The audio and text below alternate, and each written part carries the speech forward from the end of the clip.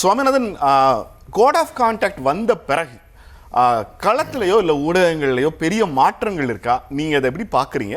தேர்தலுக்கு ரெண்டு கூட்டணிகளும் தயாராகிற போக்கில் ஏதாவது மாற்றம் இருக்கா? தேர்தலுக்கு இரண்டு கூட்டணிகளும் வேகம் காட்ட தொடங்கி இருக்காங்க. திமுக அதிமுக இரண்டுமே தாவேக்காவோடு ஒப்பிடுகிற பொழுது கொஞ்சம் முந்தி ஓடுறாங்க. அந்த வகையில முந்திதான் ஓடுகிறார்கள். பரிசு பொருட்கள் போன்றவைகள்லாம் ரெண்டு கட்சிகளுமே கொடுக்குறாங்க. அது கோயம்புத்தூர் போன்ற பல பகுதிகளில் பார்க்க முடியுது.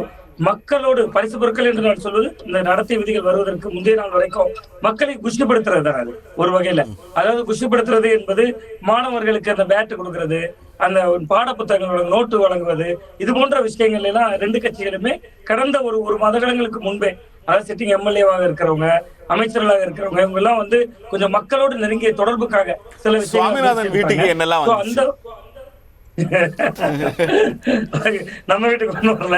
அப்ப வந்து மிக முக்கியமா வந்து இரண்டு கட்சிகளுமே திராவிட கட்சிகள் முந்திதான் அதுல ஓடுறாங்க அப்படின்னு தான் நான் பாக்குறேன்.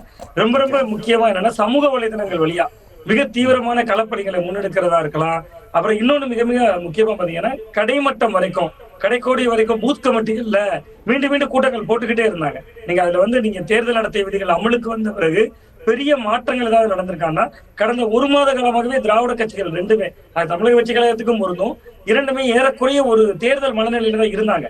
எப்படாலுமே தேர்தல் தேதி அறிவிக்கப்படலாம், எப்பொழுது வேண்டுமானாலும் தேர்தல் தேதி அறிவிக்கப்பட்டு உடனடியா களத்துக்கு போக வேண்டியிருக்கும் என்பதனால கட்டமைப்புகளை தயார் நிலையில தான் வச்சிருந்தாங்க. சோ அந்த வகையில ரெண்டு கட்சிகளும் தீவிரம் காட்டினாங்க. இதுல யாரு முந்தி ஓடுறது அப்படிங்கறதுல கடுமையான ஒரு யுத்தம் நடக்கிறதா பார்க்க முடியும். ஏன்னா முன்னாடி எல்லாம் நம்ம என்ன சார், திமுகவை பொறுத்த வரைக்கும் வேட்பாளர்களை எளிதாக கடிச்சிடலாம்.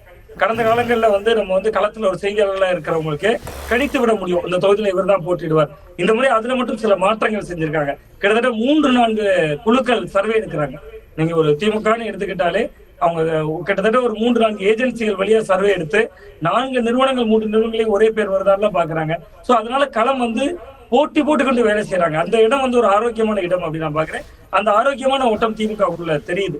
அந்த வகையில பார்த்தா அண்ணா திராவிட முன்னேற்ற கழகமும் திமுகவுக்கு இணையா தலைப்பு இல்லாம தேர்தல் வேலைகள்ல ரொம்ப தீவிரம் காட்டுறத பார்க்க முடியுது. கூட்டணி கட்சிகள் இன்னும் இடங்கள் பகிர்வுகள்லாம் உறுதி செய்யப்படல. யார் யாருக்கு எந்தெந்த தொகுதிகள் போட்டியிட போறாங்க அப்படிங்கறதெல்லாம் தெரியாது. அந்த சூழ்நிலையுமே கூட தொகுதிகளை வாங்குறது, அந்த படிக்கல தான் அரசியல் கட்சிகள் முஸ்தீப்பா இருக்காங்க. கூட்டணிக்கு பேருமா நமக்கு பேருமாங்கிற ஒரு பதட்டத்தையும் பார்க்க முடியுது. பொதுவாகவே தமிழ்நாட்டில் இந்த திமுக அதிமுக ரெண்டு கட்சிகளுமே தேர்தலுக்கு தயாராகிறதுங்கிறத தாண்டி இந்த தேர்தலில் இன்னும் தேர்தலுக்கு 35-36 நாள் இருக்கு. கடைசி நேரம் மாறுதல்கள் கூட்டணி கட்சிகள் வெளியேறதுக்கோ மாறுறதுக்கோ வாய்ப்பு இருக்கா? இல்லை இதுக்கப்புறம் திமுக அதிமுக கூட்டணி ஷேப் கிடையாது, இப்போ இருக்கிறதா கடைசி நேரம் ஃபைனல்னு உங்களால சொல்ல முடியுமா? ஆமா, நிச்சயமா திமுக கூட்டணி முதல்ல எடுத்துக்கிட்டா கூட இடதுசாரிகள் விசிகா போன்றவர்களுக்கு அந்த இடங்கள் சார்ந்த சில மன வருத்தங்கள் இருக்கலாம். அது செட்டில் செஞ்சிருவாங்க அங்க. ஏன்னா அவர்களுக்கு மாற்று சாய்ஸ் என்பது நிச்சயமா இல்ல. நீங்க ஒரு அந்த பக்கம் அவர்கள் நகர்வதற்கு வாய்ப்பு இல்லை. இருபெரும் இடதுசாரி கட்சிகளா இருக்கலாம், விசிகா போன்ற கட்சிகளா இருக்கலாம். இன்னொன்று விஜய் தனித்துதான் நிற்பார் என்பதுதான் நான் தொடர்ந்து யூகித்துக் கொண்டிருக்கிறேன். விஜய் தனித்து நின்றாலும் கூட அவர் முதல் முறையாக தேர்தலை சந்திக்கிறார். கிட்டத்தட்ட 2 ஆண்டுகளுக்கு முன்பே ஆட்சியில் பங்கு அதிகாரத்தில் பங்குன்னு சொல்லி இருந்தாரு. என்னை நம்பி வருபவர்களுக்கு அதிகார பகிர்வுன்னு சொல்லியிருந்தார். பட் மக்கள் நல கூட்டணி என்கிற ஒன்றை கட்டமைத்திருந்தாங்க 2016. அந்த அணியினுடைய முடிவுகள் தெரியும். அது விடுதலை சிறுத்தைகள் கட்சிக்கும் தெரியும், இடதுசாரி கட்சிகளுக்கும் தெரியும். சோ அதனால இன்னொரு முறை அது போன்ற ஒரு பரீட்சையில் இறங்க மாட்டாங்க. விஜய் ஒருவேளை தன்னை இந்த தேர்தல்ல ஒரு வலுவான சக்தியாக காண்பித்தார்னா அதற்கு பின்பு வேண்டுமானால் அது போன்ற மாற்றங்கள் நிகழலாம். பட் இந்த தேர்தலை பொறுத்தவரை திமுக கூட்டணி அப்படியே இறுதி செய்யப்பட்ட கூட்டணியா தான் இருக்கும். அங்க இடங்களுக்கான சில மனத்தாங்கல்கள் இருக்கும்னு தான் பாக்குறேன். அதிமுகவும் அப்படிதான் விஜய்க்காக காத்திருந்தாங்க. அதிமுக கூட்டணியை சொல்றேன், அதிமுக மட்டும் சொல்லல, ரொம்ப குறிப்பா பாஜக காத்திருந்தாங்க. அவர்களுக்கு என்னன்னா, அதிமுகவுக்கான இடங்களை குறைத்து விஜய் போன்றவர்களை உள்ள கொண்டு வந்து கூட்டணிக்கான இடங்கள் எல்லாம் நாங்க பகிர்ந்து கொடுக்கிறோங்கிற குரலை எழுப்பி அதன் மூலமாக ஒரு கூட்டணி ஆட்சியை கொண்டு வர முடியுமா என்று பார்த்தார்கள். ஆனா எடப்பாடி பழனிசாமி அவர்கள் அது ரொம்ப திறமையாக தான் கையாண்டிருக்கிறார் அப்படின்னு தான் நான் பாக்குறேன். அந்த வாசல் வழியாக கிட்டத்தட்ட தாவேக்கா உள்ள வர்றதுக்கான வாய்ப்பு என்பது தாவேக்காவும் சம்மதிக்கல. அந்த இடமும் இருக்கிறது. கிட்டத்தட்ட அவர்கள் எதிர்பார்ப்பு அதிகமாக இருந்தது. முதல்வர் பதவி அல்லது துணை முதல்வர், எதிர்கட்சி தலைவர் என்று வரிசையாக பேரங்கள் பேசப்பட்டது. சோ இது எதுவுமே என்கிற பொழுது விஜய் தனித்துதான் தேர்தலை சந்திப்பார். அதிமுக திமுக கூட்டணிகள்ல இனி எந்த மாறுதல்களும் இருக்காது. இடங்கள் சார்ந்து சில முரண்கள் இங்க இருக்குமான்னு கேட்டா அதற்கான வாய்ப்புகள் இருக்கும். ஏன்னா பாஜக கூடுதல் தொகுதிகளை எதிர்பார்ப்பாங்க.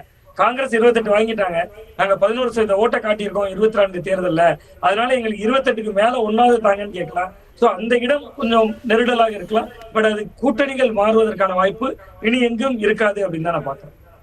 இந்த தேர்தலோட மைய பொருள் கோர் இஷ்யூ என்னவா இருக்கும்னு நினைக்கிறீங்க?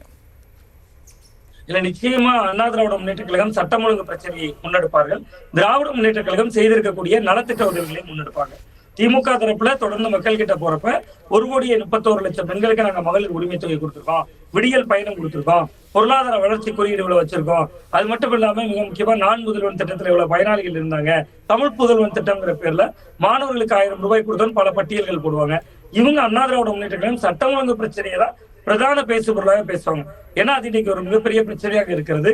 கிட்டத்தட்ட போதைப் பொருட்கள் கலாச்சாரமாக இருக்கலாம், தொடர்ந்து நடக்கக்கூடிய பாலியல் வன்கொடுமை சம்பவங்களா இருக்கலாம். இன்று கூட சென்னையில ஒரு காவலர் ஒருவருக்கே துன்புறுத்தல் கொடுக்கப்பட்டு இன்னொரு சஸ்பெண்ட் செய்யப்பட்ட காட்சிகள்லாம் பார்த்தோம். சோ அது மாதிரியான விஷயங்களை மிக முக்கியமா பேசுவாங்க. சட்டம் ஒழுங்கு பிரச்சனை தான் இந்த முறை பேசுபொருளாக இருக்கும் நான் பாக்குறேன். நீங்க என்னதான் நலத்திட்டங்களை பேசினாலும் கூட எதிர்கட்சிகளால் முன்னெடுக்கக்கூடிய கோஷமாக நிச்சயமாக லாண்ட் ஆர்டர் இஷ்யூ தான் இருக்கும். விஜயும் அதுதான் பேசுவார். விஜய் திமுக ஒரு பொலிட்டிக்கல் லேயர்ல ஒரு இன்டெலெக்சுவல் லேயரை முன்னாடி எடுக்கிறாங்க. தமிழ்நாட்டை பாதுகாக்கணும், தமிழ்நாட்டை பாஜக சுரண்ட போகிறது, தமிழ்நாட்டோட மாநில உரிமை நமக்கே வச்சிருந்த இருமொழி கொள்கைன்னு அதிமுக ஆட்சிக்கு வந்தால் தமிழ்நாட்டுக்கு இதுவரை இருந்த எல்லாம் பறிபோகுங்கிற திமுகவோட நரேஷன், அதாவது என்டிஏ தமிழ்நாடுங்கிறது வாக்காளர்கள்ட்ட கீழே போய் சேர்ந்திருக்கா? அது கடந்த 24 தேர்தல் வரை வெற்றி ஃபார்முலா. அது 2019 பாராளுமன்ற தேர்தல், 21 சட்டமன்ற தேர்தல், 24 பாராளுமன்ற தேர்தல், மூன்றுலயுமே அது வெற்றி ஃபார்முலா. பட் இந்த முறை வாக்காளர்கள்ட்ட போயிருக்காங்கன்னா அதுல ஒரு சிறிய தேக்கம் இருக்கு அப்படின்னு நான் பாக்குறேன். என்னன்னா ரொம்ப கிட்டத்தட்ட சொல்வதாக இருந்தால் சிறுபான்மையினர் மத்தியில எல்லாம் முன்னாடி எல்லாம் கடுமையான தாக்கம் அதை பார்க்க முடியும். பட் இன்னைக்கு இந்த முறை பார்த்தா அந்த செக்டர்ல விஜய் தாக்கம் இருக்குல்ல. அப்ப நீங்க தமிழ்நாடு வெர்சஸ் என்டிஏ அப்படிங்கக்கூடிய பிரச்சாரத்துல கடந்த காலத்தை போன்று கொஞ்சம் வீரியம் அப்படிங்கிறது கொஞ்சம் குறைந்திருக்கிறது அப்படின்னு தான் நான் பாக்குறேன். நீங்க என்டிஏ தமிழ்நாடு, டெல்லி தமிழ்நாடு என்கிற முன்னெடுப்பை திமுக ரொம்ப வீரியமாக முன்னெடுத்தாலும் கூட கடைக்கோடிகள்ல வரைக்கும் அதனுடைய வீச்சு என்பது கடந்த முறையெல்லாம் ரொம்ப பெரிதாக பார்க்கப்பட்டது. நீங்க 24 தேர்தல்லாம் முழுக்க முழுக்க களத்துல உங்களுக்கு எல்லாம் தெரியும், கிட்டத்தட்ட கம்ப்ளீட்டாவே அதுதான் தாக்கத்தை ஏற்படுத்தியது. அதே போன்றுதான் கடந்த 21 இருக்கலாம், 19 தேர்தல்களா இருக்கலாம், எல்லாவற்றிலும் எதிரொலித்தது. ஆனா இந்த முறை களம் என்பது கிட்டத்தட்ட விஜய் ஒரு ஸ்பாய்லராக இருக்கிறார். அதனால நீங்க ஒரு அறிவார்ந்த அரசியல், ஒரு சித்தாந்த அரசியல், சித்தாந்த அரசியலுக்கான தேவை என்பது இந்த தேர்தல்ல மிக மிக முக்கியம்தான், அவசியமானதான். பட் அதை மட்டுமே பிரதானமாக முன்னெடுத்தாங்கன்னா அது கொஞ்சம் சிறிய பின்னடைவை தரலாம். அதனாலதான் அவங்க நலத்திட்ட உதவிகளையும் சொல்றாங்க. அண்மை காலமாக நாளிதழ்கள் அந்த தேர்தல் நடத்திய விதிகள் அமலுக்கு வருவதற்கு முன்பு வந்த ஒரு பக்க விளம்பரங்கள்லாம் பயனாளிகளை குறிவைத்தான திட்டங்களாக மாறியது. நீங்க அந்த சித்தாந்தம் மட்டுமே கை கொடுக்கும்னா கடைசி நேரத்துல 5000 ரூபாய் வங்கி கணக்குல போட வேண்டிய தேவை இருந்திருக்காது. கிட்டத்தட்ட மாற்றுத்திறனாளிகள், முதியோர்களுக்கு ஒரு 2000 ரூபாய் சேர்த்து போடுறாங்க. சோ இது எல்லாமே பொங்கல் பரிசு தொகுப்பு 3000 ரூபாய் வருது. சோ இப்ப 2 விஷயத்தையும் செய்ய வேண்டி இருக்கிறது ஆளுங்கட்சி தரப்புக்கு. கிட்டத்தட்ட ஒன்று அந்த சித்தாந்த அரசியல், அதற்கான முன்னெடுப்பு, அதற்கு ஓட்டு வங்கி இருக்கு, அது வலுவான ஓட்டு வங்கி தான், அதுல சந்தேகம் இல்லை. பட் அதுல பெரிய கொள்கை தெளிவு இல்லாவிட்டாலும் கூட விஜய் அந்த ஓட் பேக்லயும் கை வைக்கிறார்ல. நீங்க விஜய் தனித்துதான தேர்தலை சந்திப்பார் அப்படின்னு நம்ம வைத்துக் கொண்டா ஆன்டி மோடி ஓட்டு அவரும் எடுப்பார்ல. நீங்க எப்படி திமுக எதிர்ப்பு ஓட்டுகளை அதிமுக எடுக்க வேண்டிய இடத்துல விஜயும் பங்கு போடுகிறாரோ அது மாதிரி மோடி எதிர்ப்பு ஓட்டுகளை திமுக முகாமே முழுதாக கடந்த 19, 21, 24 சக்சஸ் ஃபார்முலா அந்த இடத்தையும் விஜய் சேதப்படுத்துறாங்கல்ல. சோ அதனால அதை மட்டுமே முன்னெடுக்காமல் செய்த சாதனைகள், நலத்திட்டங்களையும் இப்ப முன்னெடுக்க வேண்டும் என்கிற ஒரு நிலைப்பாட்டுக்கு நகர்ந்திருக்காங்க அப்படின்னு